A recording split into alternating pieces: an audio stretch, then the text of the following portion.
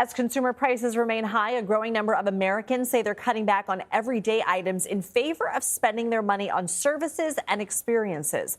According to the Bureau of Economic Analysis, consumer spending is falling most on goods that have seen sharp price increases.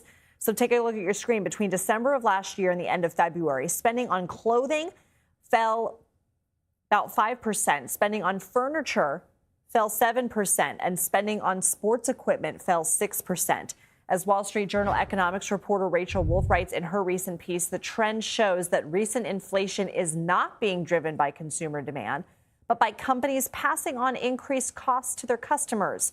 Rachel Wolf joins us now. So thanks for being here. You note that people are still spending on travel, financial services, health care. Why is that?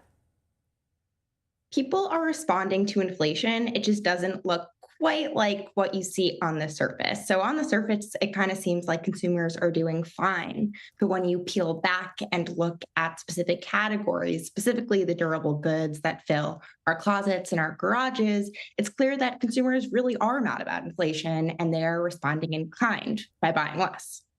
Are we seeing this type of cutting back even among people who aren't necessarily struggling financially? Exactly. We're seeing this happen among consumers all over the income spectrum. People are making trade offs. That's why consumer spending is still relatively strong, but people are saying that they're changing their behavior. They are. Both can be true at once. And it's true for me. My partner and I just bought a house. So we're spending a lot on house stuff, but we're not spending on going out to eat. We're not traveling. We're trying to walk and bike rather than drive. And my experience is replicated all over the economy. What else surprised you about your reporting?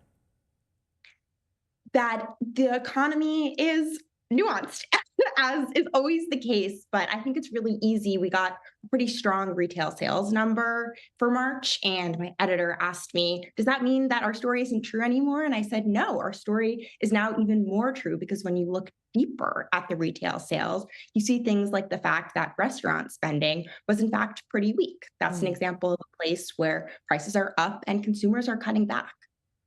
Well, congrats on the new house, Rachel Wolf. Thank you. Thanks so much.